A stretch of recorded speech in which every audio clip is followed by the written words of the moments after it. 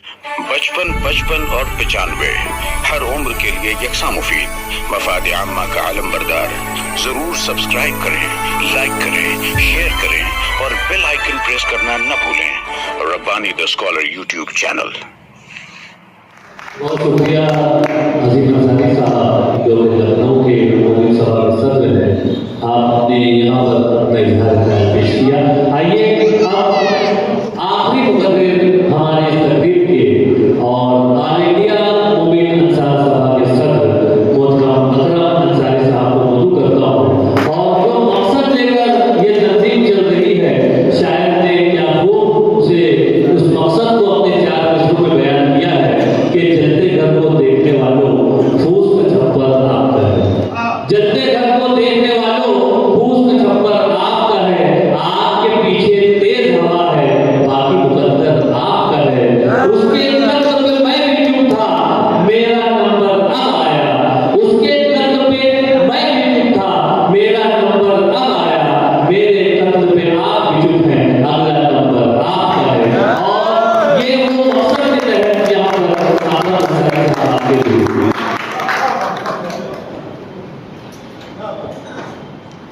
आज के महाराष्ट्र के इस कॉन्फ्रेंस में सदारत कर रहे हमारे महाराष्ट्र के स्टेट प्रेसिडेंट खलील अंसारी साहब, मालेगांव के हमारे प्रेसिडेंट साजिद शेख साहब, भिवंडी के हमारे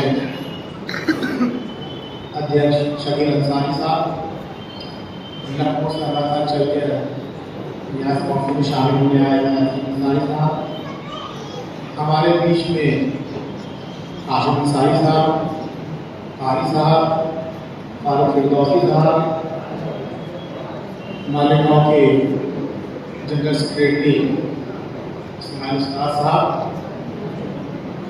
और यहाँ पर तमाम हजरात और जो हमारे साथ सभा के अहदेदार हैं। साथियों, आज ये सम्मेलन स्टेट का हो रहा है। इससे पहले 3 फरवरी को और 5 फरवरी को, 3 फरवरी को धोलिया में और 5 फरवरी को इसी साल मुंबई के बाइकल्ला में हुआ था, जिसमें हम भी आए थे और हिंदुस्तान के मुख्तलिफ प्रदेशों के भी लोग आए थे और बड़ा ही शानदार सम्मेलन हुआ कामयाबी के साथ। मुमीन अंसार सभा की तारीख के बारे में और लंबी बात तो नहीं बताते, लेकिन मुख्तसर बात करना जरूरी है। मुमीन अंसार सभा का क़याम सन 2010 में हुआ। ये कारवां शुरू लखनऊ से हुआ। मुमीन अंसार सभा की मोमिन बरादरी ने इसकी शुरुआत की, क्योंकि जब भी कोई मूवमेंट चलता है तो पहले घर से चलता है। सबसे पहले शुरुआत हम लोगों ने अपने ख़ानदान से जब शुरुआत की 2010 में, तो ये कारवां बढ़ते पूरे लखनऊ में, लखनऊ से पूरे उत्तर प्रदेश में और फिर उत्तर प्रदेश के बाद हिंदुस्तान के मुख्तलिफ 15 प्रदेशों में ये कारवां पहुँच गया।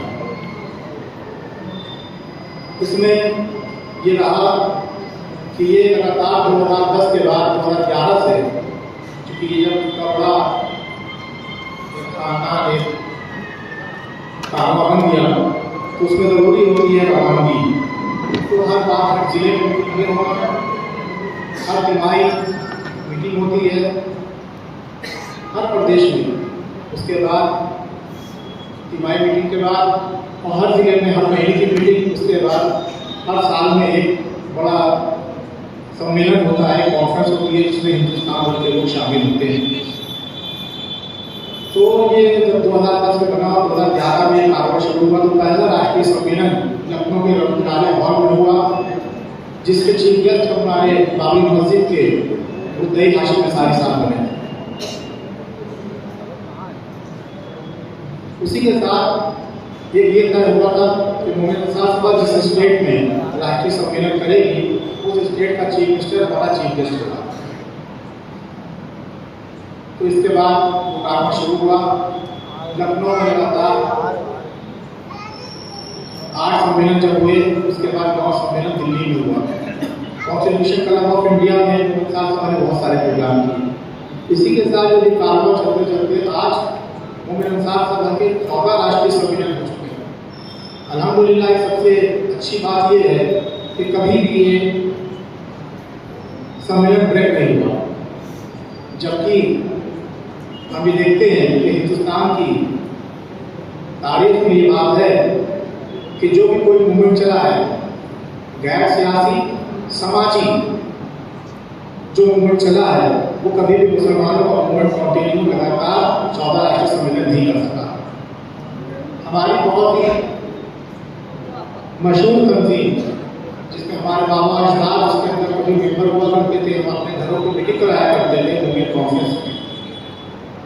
तो साथियों, मूवमेंट कॉन्फ्रेंस का वो आज़म शान वो दूसरा आसिफ बिहारी साहब से लेके अब्दुल करीम अंसारी साहब और आखिर में जिया रहमान अंसारी साहब जो यूपी के कैबिनेट मिनिस्टर हुआ करते थे, उनके तक आया, लेकिन उनके दुनिया से रुखसत होने के बाद वो मूवमेंट खत्म हो गया। 30 साल का वक्फा आ गया। जब 30 साल का वक्फा आ गया तो जो हमारे लोग थे वो सब बिखर गए। चूंकि मैं एक बात कहना चाहता हूँ कि हमने जो तजुर्बा लिया और देखा और समझा, तो अंसारी समाज एक ऐसा समाज है जो वक्त भर दिन भर काम करने के बाद थोड़ा वक्त समाज के लिए भी निकालता है। कभी वो बिना कुछ काम किए रह नहीं सकता, किसी की खिदमत करे रह नहीं सकता। तो हुआ ये कि जब मूवमेंट कॉन्फ्रेंस का मूवमेंट टूट गया और रहमान साहब के बाद, फिर कोई तंजीम नहीं चला सका। फिर लोगों ने अलग अलग तंजीमें बनाई, 4 और 5 मूवमेंट कॉन्फ्रेंसें आज हिंदुस्तान में तब से शुरू हो गई। तो क्या हुआ, हमारे लोग बिखरने लगे। चूंकि वो खिदमतगार थे, तो क्या हुआ कि उनको जिनको खिदमत करना थी वो कहाँ जाते। जब मूवमेंट कोई नहीं चल रहा था उस दौरान सारे लोग हमारे लिए खिदमत करने वाले थे, तो उनको रास्ता मिला कि हम दीन की खिदमत कर लेंगे। तो हमारे मैक्सिमम लोग दीनी खिदमत में लग गए, सामाजिक खिदमत हमारी छूटी। उसका नतीजा ये हुआ, हम लोग जब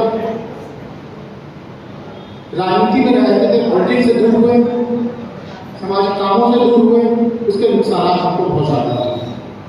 तो मोमिन साहब सभा ने जब 30 साल बाद जब ये 2010 में इसका क़याम किया, तो ये मैं बताना चाहता हूँ कि लोगों ने चुना हुआ एक मूवमेंट एक सैलाब की तरह लोग बढ़ते चले गए। जितने कौम के मुखलिस थे वो मोमिन साहब सभा में जोड़ते चले गए। इस तरह के हुजूम मोमिन साहब सभा के लोग आए कि आज मोमिन साहब सभा का पता स्टेट का कहने का मतलब ये है कि मैं ये कहना चाहता हूँ कि ये उस तरीके से हमारा मोमिन साहब सभा का कैडर तैयार हो गया, जिस तरह से आप देखते होंगे कि कभी बामसेर का काशीनाम ने बामसेर बनाया, या कह सकते हैं आरएसएस का आपका कैडर भेज, यानी एक चेन बनी। हमने जो शुरुआत पहले की थी, ये सोच की थी कि हिंदुस्तान में ऐसी चेन बनाएंगे कि जिसकी कड़ी में एक कड़ी भी उसकी जुम्बिश आए, उसकी थरथराहट पूरी चेन में होना चाहिए। आज अल्हम्दुलिल्लाह मोमिन साहब सफर पूरा करते हुए इस काम पर जाम दिया। जब हम लोग बहुत मजबूत हो गए तो बहुत सारे जगह से ये सवाल आने लगे कि हमारे जो कौम के लोग थे हमारे लगे कुछ लेते, पसमानदा कौमें आमतौर पर रोजगार, शिक्षा, सुरक्षा की लड़ाई होती, उनके पास पढ़ाने के लिए पैसे नहीं, घर चलाने के लिए पैसे नहीं। ऐसे में हमारे जो बहुत ज़मीनी तौर पर जब उनके पास घरों में काम करने के लिए कहने गए, तो लोगों ने कहा कि हमें क्या मिलेगा। आमतौर पर हमारे वज़ारों से लोग ये पूछ लेते हैं कि हम मोमिन साहब सभा छोड़ेंगे तो हमारा क्या फायदा होगा। साथियों, ये आम बात है कि जब हम मोमिन साहब सभा से जुड़ते हैं, मोमिन साहब सभा जब इतनी ताकत इतनी बड़ी बन गई है, तो मोमिन साहब सभा ने कहा कि हम प्रेशर ग्रुप की तरह काम करेंगे। हम गवर्नमेंट से उन बातों को बनवाएंगे जो हमें बहुत की ज़रूरत है। हम अपनी उन बातों को उनसे बनवाएंगे जिससे हमारे लोगों को रोजगार, शिक्षा, सुरक्षा मिल सके।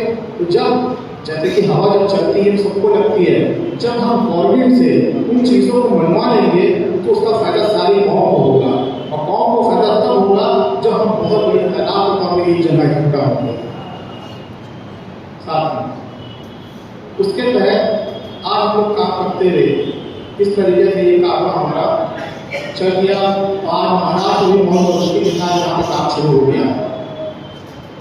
अब दूसरी बात आती है कि हमारे संगत की, हमारी बात हुई कि हमारे गुरुओं की, तो आज मालेगांव जैसे जो भिवंडी है और खास करके जैसे 3 प्रदेश, एक तो बॉम्बे, उसके बाद जो है आपका कलकत्ता और यूपी, खास करके ये ऐसे प्रदेश हैं जहाँ हमारा काम, हमारा रोजगार, बुनकरी का पेशा हमारा, हम किसी पर डिपेंड करते हैं, उस पर जरूर लगी। जरूरत इसलिए लग गई क्योंकि जैसे आप देखते होंगे पहले जो गवर्नमेंट के यहाँ बजट आता था 3000 करोड़ का बजट था, धीरे धीरे कम होते होते आज के वक्त में सिर्फ 500 करोड़ का बजट रह गया। उस बजट को बढ़ाने की जरूरत है। जब बजट आएगा तो हमारे यहाँ जैसे हम लोग की लगातार ये डिमांड रही सरकारों से कि जिस तरह से किसानों के सारे कर्जे माफ हुए, जिस तरह से किसानों की बिजली फ्री में दी जाती है, उसी तरह से हमारे बुनकर समाज को, हमारे लोगों के जो जमीन जो तरह के कर्जे हैं वो माफ किए जाते हैं और जो बिजली थी वो हमको फ्री दी जाती है, लेकिन वो अभी काम नहीं हो सकता। जबकि किसानों के पास जमीन है, अगर वो किसान अपने क्या पैदावार करता है तो अपना परिवार चला लेता है, और बुनकर समाज वो ऐसा है कि उसके पास किसी पर जमीन भी नहीं है, जो छोटी छोटी भूमि चला कर अपना काम करते हैं, कर्जे चला कर अपना काम करते हैं। आज मैंने यूपी के अंदर मुबारकपुर के अंदर जब हम जाते हैं तो हम देखते हैं जमीन पे गड्ढे करके उसके अंदर बैठ के गड्ढी चलाई जाती है। ये हालात अभी भी हमारे हैं। इससे निकलने के लिए सिर्फ एक ही रास्ता है कि हम मुत्तहद होंगे तो निकल पाएंगे। जैसे अभी ले लीजिए मौजूदा वक्त में, चाहे वो उत्तर प्रदेश हो, चाहे वो महाराष्ट्र हो, गवर्नमेंट ने ओरली मौखिक तौर पर तो ये कहा कि जो है हम बुनकरों को सब्सिडी देंगे, बिजली में सब्सिडी देंगे, लेकिन हमने ये देखा है कि कहीं भी सब्सिडी दी नहीं जा रही। ये कहा है, कभी भी जियो अभी तक के जारी नहीं हुआ है। जियो कैसे जारी होगा? क्योंकि यहाँ के मालेगांव में हमारे अध्यक्ष यहाँ पे साजिद साहब हैं, आज आपने को ताकत दी, और साजिद साहब अपने क्या से डेलीगेशन लेके या अपने मेमोरेंडम अपने क्या मुख्यमंत्री को भी भेजेंगे, अपने कप्तान से, अपने डीएम से भी कहेंगे, अपने कलेक्टर से भी कहेंगे, ऐसे में चलते कि अभी तक जो वादे हुए पूरे नहीं हुए हैं वो जियो तक जारी किया जाए। जब इन सब चीज़ों पर काम होगा तो हम लोग कामयाब हो सकेंगे साथियों। उसके लिए मुत्तहद होना जरूरी है। दूसरी चीज़, जो मोमिन अंसार का ऑर्गेनाइजेशन है, ये बिल्कुल बहुत ही इसके क्या डिसिप्लिन है, हर एक अपना वक़ार है। जिस तरह से हम बताएं आपको, लखनऊ के अंदर जो बड़ी बड़ी कॉन्फ्रेंस होती नहीं, उसके अंदर 10-10 हज़ार लोग आए और चले गए, तो हमारे यहाँ का प्रशासन ताजुब करता था कि ये कौन से लोग हैं, ये आते हैं, बैठते हैं पूरा दिन, और सवेरे 10 बजे जो कॉन्फ्रेंस शुरू होती है और रात को शाम को 6 बज जाता है, और सब बसों से आते हैं, बैठते हैं, चले जाते हैं, और किसी को ना प्रशासन को ना पुलिस लगाना पड़ती है, ना कुछ कहना पड़ता है। आते हैं लोग, बैठते हैं, अपनी बात कहते हैं, कि परेशानियाँ रखते हैं, और प्रशासन उसको सुनता है, मौजूदा सरकार को सुनती है। यूपी के अंदर बड़ी मुखालफत इतनी चलती है, हिंदू मुसलमान का इतना माहौल है, उसके बाद भी हमने जब वहाँ के मुख्यमंत्री को अपने क्या राष्ट्रीय सम्मेलन बुलाया, क्योंकि हमारे यहाँ था कि सरकार कोई भी होगी, जब हम बुलाएंगे तो मुख्यमंत्री को चीफ गेस्ट बनाएंगे, तो हमारे क्या 2 बार डिप्टी सीएम, 3 बार डिप्टी सीएम चीफ गेस्ट बने।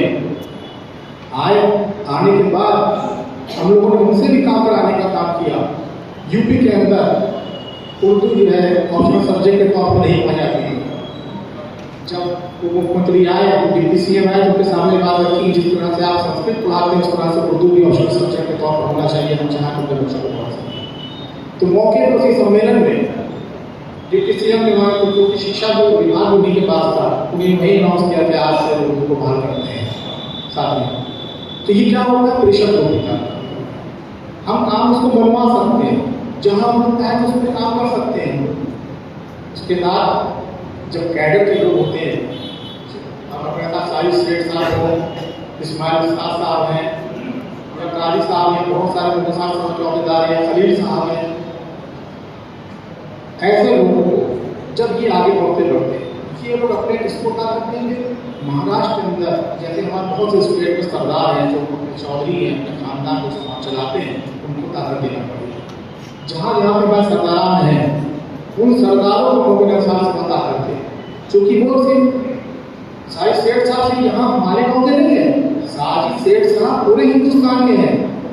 ये अगर एक फोन करेंगे साजिद सेठ साहब तो मैं जानता हूँ कि 15 स्टेट में इनकी एक आवाज़ में लोग एक साथ आवाज़ बुलंद करेंगे, चाहे वो धरना प्रदर्शन करने की जरूरत पड़ती हो और चाहे वहाँ स्टेटमेंट देंगे इनको, चाहे मेमोरेंडम प्रधानमंत्री को भेजने का काम हो। आज वो ताकत इनके पास आई है, तो हम लोगों को इस तरह से काम करते हुए आगे बढ़ना है। दूसरी बात एक और ये आई है कि वक्फ बिल, आज पूरे हिंदुस्तान में इसको लेकर हर मुसलमान आवाज उठा रहा है। हम भी चाहते हैं वक्त के अंदर हमारा जो भी उसके अंदर अमेंडमेंट ना हो, लेकिन हम साथ में ये भी चाहते हैं जो बड़े बड़े हमारे इदारे हैं, जो हमारे बड़े बड़े मौलवी आलमदीन हैं, उनकी ये भी जिम्मेदारी होती है कि जब हिंदुस्तान में हम लोगों के ऊपर आर्टिकल 341 रिजर्वेशन छीन लिया गया, आज हम पिछले 15 सालों से हर 10 अगस्त को धरना प्रदर्शन करते हैं और कहते हैं गवर्नमेंट से जिस तरह से सबका रिजर्वेशन है, जिस तरीके से एक हिंदू कोरी जो कपड़ा बुनता है उसी तरीके से एक मुसलमान जब कपड़ा बुनता है तो उसका भी वही अधिकार होना चाहिए, उसको भी वही रिजर्वेशन मिलना चाहिए। वो क्यों नहीं दिया जाता है? लेकिन इन 15 सालों में सारे आलमदीन ने आज जो सारे वक्फ बिल के लिए कह रहे हैं वो सवाल क्यों नहीं उठाते हैं? उनका भी ये फर्ज बनता है कि उसको भी कहे कि नहीं, जो लोग इसके अंदर आते हैं पसमानदा कौमी का रिजर्वेशन मिलना चाहिए। ये हिंदुस्तान में बैठा विषय ठीक नहीं है कि तुम अगर हिंदू हो जाओ तो तुमको रिजर्वेशन देंगे, मुसलमान हो तो तुम्हें नहीं देंगे। जबकि 1950 में ये अमेंडमेंट एक ये लाया गया था, उसमें ये हुआ था, उसमें बहुत सिख, ईसाई, मुस्लिम और जैनियों को इसमें कहा गया था कि नहीं इनको नहीं रखा जाएगा, लेकिन बाद में जैनी, ईसाई और बहुत सबको रिजर्वेशन देने लगे, लेकिन क्रिश्चियन और मुसलमानों को रोक के रखा गया। तो ये नाइंसाफी है, जबकि संविधान हमारा कहता है कि हमको रिजर्वेशन बराबर का मिलना चाहिए। इसके ना मिलने से नुकसान क्या है? नुकसान ये है कि हिंदुस्तान की 524 सीटें जो पार्लियामेंट की हैं, उनमें से 90 सीटों पे हम चुनाव नहीं लड़ सकते। और वो 90 सीटें वो हैं जो हमारे बाहुल इलाके की सीटें हैं, जहाँ से हमारा पार्लियामेंट का जो मेंबर होगा वो हमारा हो जाएगा, वो सारी समाज का हो जाएगा, उस पर रोक लगेगी। इसी तरह से असेंबली सीटें हैं, आपको चुनाव होने जा रहे हैं, उन चुनावों में ऐसी बहुत सारी सीटें होंगी जो रिजर्व होंगी, जहाँ से हम चुनाव लड़ सकते हैं। और आप सर्वे करिएगा साजिद साहब कि वो हमारे बाहुल इलाके की सीटें होंगी, जिस साजिश है था, तो इसके ऊपर भी आवाज उठाने की जरूरत है। इस तरह के काम हमारे साथ सभा कर रही है और आज हिंदुस्तान की सरकार ने मान लिया है कि अगर भारत में कोई सबसे बड़ा ऑर्गेनाइजेशन है तो वो मोमिन साहब का है। ये अल्हम्दुलिल्लाह इस चीज़ की हम लोगों की इतने सालों के संघर्ष के बाद जीत हुई है। हाँ, अभी एक पीढ़ी लगेगी लेकिन घर पहुँचने में। हम ये मानता हूँ कि हमारी पीढ़ी लग जाएगी। पिछले 15 सालों में हम अभी क्योंकि मान ली यूपी है तो यूपी के अंदर खाली हमारे सारी समाज के 2.5 करोड़ लोग अल्हम्दुलिल्लाह है। उन 2.5 करोड़ लोगों को लेने के लिए हमें भी बहुत काम करना पड़ेगा, लेकिन काम ऐसा ही होगा क्योंकि हमें नस्लें बनानी है। इसके लिए हम सबको संघर्ष करना पड़ेगा। और साथियों, मुझे यकीन है क्योंकि इस कार्यों में जितने मुखलिफ हैं कौम के लोग साथ जुड़ चुके हैं और लगातार जुड़ते जा रहे हैं। इसी के साथ हमारे बीच में धर्मवीर साहब जिन्होंने बात रखी है मोमिन साहब को मौके पर देख ली, उनको इसकी मुबारकबाद देते हैं। और मोमिन साहब उन्होंने अपने जो विंग्स बना रखी है बहुत सारी, जैसे मोमिन साहित्य अदब सभा, मोमिन डॉक्टर सभा, मोमिन प्रबुद्ध सभा, मोमिन हसीरी सभा, मोमिन राइन सभा, मोमिन हलवाई सभा, हमने सबको बना रखी है। चूँकि हम लोग भी चाहते हैं कि सभी इलाकों में लीडरशिप, मोमिन पठान सभा भी एक क्या बनी। हम लोग चाहते हैं सबके कॉर्पोरेट क्लास जो भी है उसको हम लोग रोजगार शिक्षा पर जोड़ सकें। उसी तरह से हमारे क्या मोमिन सभा भी, मोमिन मस्तूरात सभा, मोमिन महिला सभा भी बनी हुई है, जिसकी राष्ट्रीय अध्यक्ष डॉक्टर वहीदा अंसारी है। तो आज हम यहाँ के हमें क्योंकि ये बात जब तक के जो मस्तूरात हमारे घर की हैं वो हमसे नहीं जुड़ेंगी तब तक के हमारा मूवमेंट कामयाब नहीं हो पाएगा। आज हम यहाँ पर पहुँचे हैं तो मैं बताना चाहता हूँ कि मेरी वालदा, मेरी बहनें और हमारे छोटे भाइयों की जौजा, घर की बहुएं, सबकी हमको ताकत मिली कि भाई को जाना है, बेटे को जाना है, सफ़र पर जाना है, उनकी तैयारी कर दो, ये कर लो, देख लो। उसका मेरे वालिद कि कहाँ पहुँचे। तो जब वालदा की ताकत मिल जाती है, घर से बहनों की ताकत मिल जाती है, तो मूवमेंट तेज हो जाता है। मूवमेंट तेज तब होगा अगर मेरा किसी का जाने का दिल नहीं चाह रहा, तो मेरे घर की मेरी वालदा, मेरी बहनें, मेरी जौजा ये कहेगी कि अरे आप गए नहीं, आपकी मीटिंग थी। कोई खानदान मुस्लिम नहीं हो सकता, इसलिए उनको भी साथ में, उनको भी उनके अख्तियारात के साथ उनको भी आगे बढ़ाना है, ताकत देना है। और आज इस बात में मैं 2 बात और जोड़ दूँ, चूँकि मैंने देखा कि यहाँ पे इतना अच्छा मूवमेंट चल रहा है महाराष्ट्र के अंदर 2 साल में इस तरह से काम हुआ है, तो मैं खलील अंसारी साहब को, मोमिन अंसार सभा का वाइस प्रेसिडेंट, राष्ट्रीय उपाध्यक्ष अनाउंस कर रहा हूँ।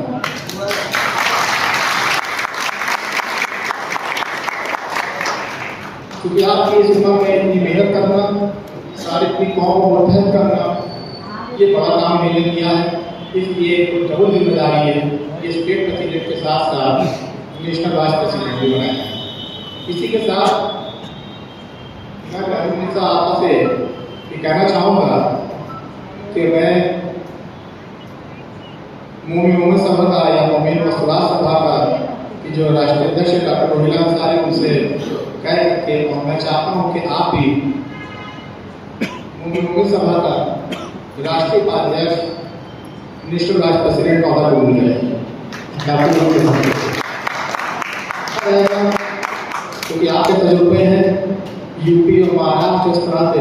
चूँकि हम जो अपने यहाँ हर स्टेट से हम चाहते हैं कि नेशनल कमेटी में हर स्टेट से 3 से 4 लोग रहें। तो आगे भी महाराष्ट्र से 2-3 नाम और लेंगे, खलील साहब से बात करेंगे, फिर उसको बढ़ाएंगे धीरे-धीरे करके। तो हम लोगों को इस तरह से काम करना चाहते हैं। तो हम लोगों ने बात करी है, तो 341 में भी हमारी बात हो गई है, और उसके बाद मोमिसा सभा के कयाम की भी बात हो गई है।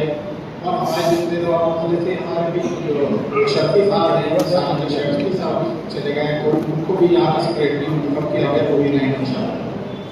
तो इस तरह की सारी चीज़ें हैं। और दूसरी चीज़, अभी जो चुनाव आने वाला है, साथ ही अभी जो चुनाव आने वाला है, इसके लिए भी मोमिन अंसार सभा ये तय करेगी कि हमें किसको समर्थन करना है। मोमिन अंसार सभा कमेटी ये तय करेगी कि हमें किसको समर्थन करना है। उसके लिए तमाम पार्टी सभा के अहदेदार इकट्ठा होंगे और एक साथ मीटिंग करेंगे, और फिर सभी पार्टियों को अपना मेमोरेंडम देंगे। जो इस मेमोरेंडम को मानेगा इसका समर्थन जारी किया जाएगा। साथ में इतने अच्छे प्रोग्राम के लिए, इतनी कामयाब प्रोग्राम के लिए, और इस उम्मीद के साथ जिनको नई जिम्मेदारियाँ मिली हैं, वो अपनी जिम्मेदारियों के साथ मजबूती से इस कारोबार को आगे बढ़ाएंगे, कौम को उनके हक हकूक़ दिलवाएंगे, आगे की तरफ ले जाएंगे, रोजगार, तालीम, तहफ़्फ़ुज़ दिलाने का काम करेंगे। इन उम्मीदों के साथ इंशाअल्लाह फिर बड़े प्रोग्राम में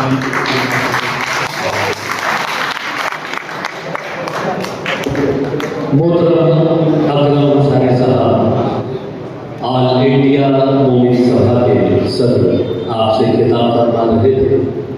उनके खिताब का लबाब यही था कि मैं तो निकल पड़ा हूँ और आप लोगों का मुझे साथ चाहिए। शायर ने क्या खूब कहा है कि मुझको मीज़ान अदब पे न तौला करिए, मुझको मीज़ान अदब ही पे न तौला करिए, मौजूद मैं जो भूलूँ तो मेरे साथ में बोला करिए। मैं तो हालात से समझौता नहीं कर सकता, कोई तब्दीली मैं लौटा नहीं कर सकता। वो आप लोगों का साथ चाहते हैं और इसीलिए वो पूरे हिंदुस्तान का दौरा कर रहे हैं। आज वो मालेगांव शहर में यहाँ पर अपनी खिताब नायाब से हमें महसूस कर रहे थे। आइए मैं अपनी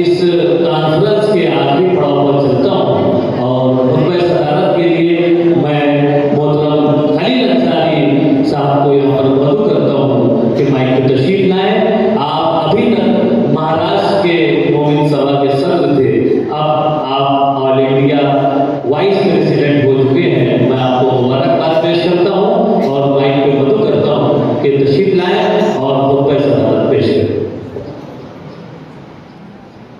आज के प्रोग्राम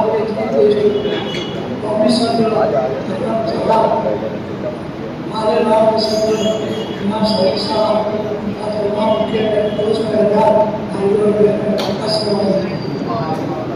आज देश में सबसे बड़े मुस्लिम समाज है, उसमें सबसे बड़ी जो बिरादरी है अंसारी बिरादरी है।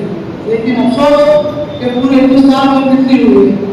इस तंजीम को एक बिरादरी को एक लेकर आने के लिए, एक ग्रुप करने के लिए, एक प्लेटफॉर्म पे लाने के लिए आप इनके जो कारोबार है, इनकी रोजगार है, इनकी जो तालीम में है, आपको सनती मामला है, जो भी मामला है, तालीम मामला, मजहबी मामला, इनके साथ तरक्की के लिए 2010 में लखनऊ में इनाम अंसारी साहब के साथ में संन्यास किया गया है। हमें बड़ी खुशी होती है कि उन्होंने पूरे हिंदुस्तान में शामिल है। इनके बाद में सरकार ने इसकी बुनियाद रखी और मैं खुशी से बताता हूँ कि पंजाबी में जो उन्होंने काम किया शायद हिंदुस्तान में किसी ने किया। इन दिनों को बात करता हूँ। दूसरी बात यह है कि हम बहुत ही कम वक्त में समाज की खुशी संभाली और पूरे वक्त में मैंने 8 जगह अपनी तकलीफ को पार किया और अल्लाह का शुक्र है कि मैंने एक हीरा चुना जो काम के लिए कुर्बानी देने को तैयार है, जो बिरादरी के लिए कुर्बानी देने के तैयार है। मैं उन सबका शुक्रिया अदा करता हूँ। इसी के साथ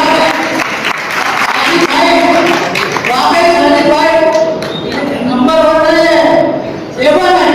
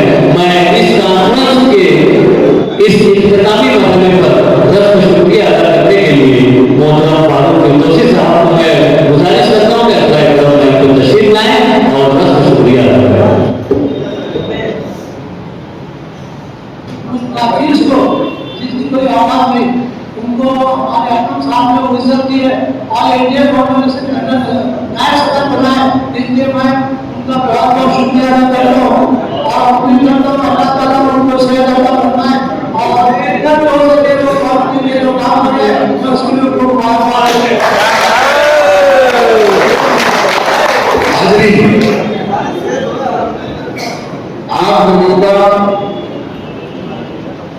शुक्रिया इस ढंग से किया जाए कि मोमिन अंसार सभा की जो इजलास है महाराष्ट्र लेकर, ये अकरम अंसारी की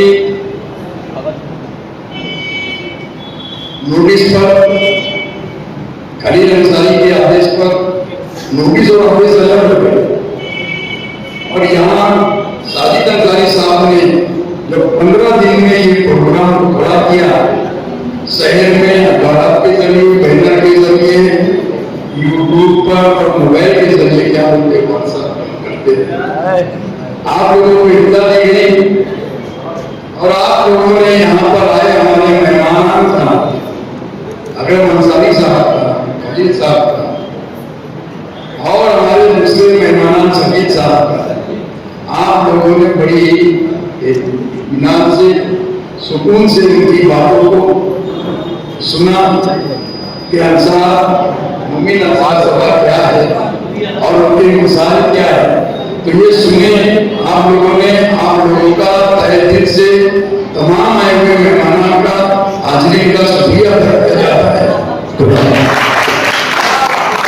और शुक्रिया के साथ की इजाजत से इस कॉन्फ्रेंस के इख्तिताम का ऐलान किया जाता है। लेकिन कॉन्फ्रेंस का कोई है और मुशाहिदे का आगाज होगा। मैं बड़े अदब और इहतराम के साथ मोहतरम रईस कासिम साहब को यहाँ पर मदद करूंगा। शायद ने क्या खूब शेर कहा है कि सच बात की पैरोकारी है, सच बात की पैरोकारी है, सौ झूठ पे एक सच भारी है। हर दौर में सच के साथ रहिए, शायर की जिम्मेदारी है। और अब ये जिम्मेदारी शायरों के हवाले करते हैं और हम अपनी जगह लेते हैं। मैं बड़े अदब के साथ मालिक शहर के मशहूर मारूफ नाज़िम मुशायरा मोहतरम रईस अहमद कासिम साहब को माइक देता हूं।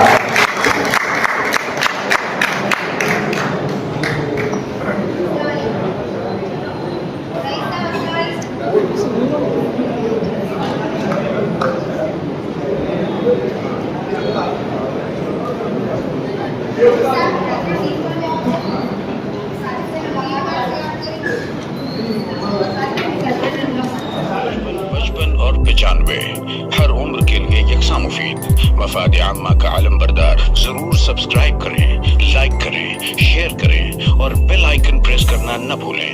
Rabbani the scholar YouTube channel. Rabbani the scholar YouTube channel इल्मी, अदबी, दीनी, मिल्ली, समाजी, सकाफती, तहजीबी, फलाही, तिब्बी, फन्नी, माशी, तिजारती, माशरती, इंतजामी, इनकलाबी, तहरीकी, तहकीकी, तकनीकी, तफ्तीशी, तामीरी, तालीमी व मालूमाती यूट्यूब चैनल जरूर सब्सक्राइब करें, लाइक करें, शेयर करें और बेल आइकन प्रेस करें। Rabbani the scholar YouTube channel.